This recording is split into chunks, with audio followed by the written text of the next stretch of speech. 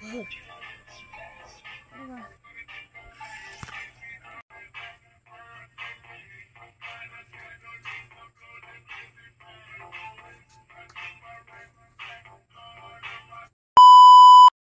mga langga, so for today's video gusto lang nako i-share ang buhay construction. So mao ni among trabuhan, naglatag na may anig mga plywood para sa flooring for the second floor.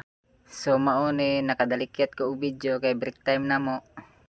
So mao na ni dayon pag uli after work nang laba dayon ko, dayon nang hugas og plato. Mao ni ni akong mga roll diri sa balay basta tagahapon or dili lang mataghapon. So mao na gini akong taga-adlaw-adlaw nga rolls kay pinangga man akong langga. Sana all. So nag-ilis na ko ani, nagdali-dali kog ilis ani kay hapit ng alas 7. Kuhaon na nako siya dito sa Kapatagan Gaisano sa iyang trabuhan. So pag abot nako diri sa Kapatagan Gaisano, so mao pay pag abot nako, so mao pay paggawas nila pamuhi. Mao ni akong langga oh. So nanghunong mi diring dapita kay mupatad akong langga, himala kayo karon pa mupatad og swertres. May lang makadaog ni siya. So on the way na may padung balay uli na may ani.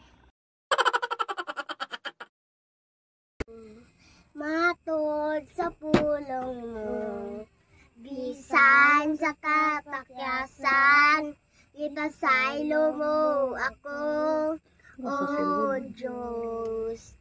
Daygon ko ikaw, bisan asa pa, ngalan mo ibayaw ko.